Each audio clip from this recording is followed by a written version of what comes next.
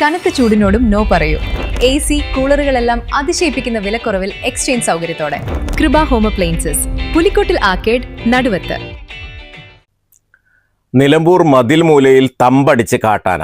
നാലകത്ത് സിദ്ദീഖിന്റെ കൃഷിയിടത്തിൽ 2 ദിവസം കൊണ്ട് നശിപ്പിച്ചത് 200-ലേറെ നേന്ത്രവാഴകളും 500-ലേറെ കപ്പയും.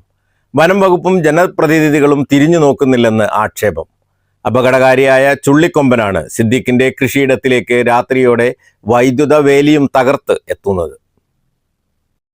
ചാലിയാർ പഞ്ചായത്തിലെ പെരുമ്പത്തൂർ, ആലാടി, മതിൽമൂല ഭാഗങ്ങളിലാണ് ഒറ്റയാൻ ഭീതി വിതയ്ക്കുന്നത്.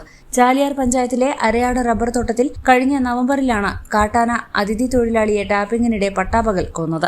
മൂലേപ്പാടം തറമുറ്റം ഭാഗത്തും പകൽ കാട്ടാന എത്തുന്നുണ്ട്. അപകടകാരിയായ ചുള്ളിക്കൊമ്പനെ കാടുകയറ്റാൻ വനംവകുപ്പ് അടിയന്തര നടപടി സ്വീകരിച്ചില്ലെങ്കിൽ അത് വലിയ ദുരന്തങ്ങൾക്ക് ഇടയാക്കും.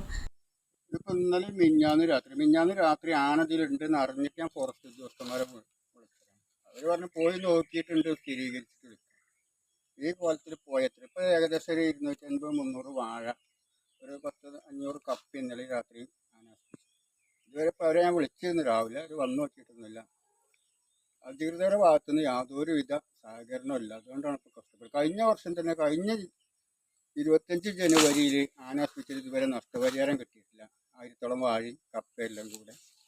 ഈ ഒരു സ്ഥിതിയിലാണ് കൃഷി മുന്നോട്ട് കൊണ്ടുപോകാൻ എങ്ങനെയാണെന്നില്ല എനിക്കറിയില്ല. News bureau, Nilambur. സ്വപ്നങ്ങൾ സാക്ഷാത്കാരമാകുമ്പോൾ സന്തോഷങ്ങൾക്ക് അതിരുകളില്ലാത്ത ആനന്ദം. Mayuri gold and diamonds, Kalikavu road, opposite town square, Wandoor.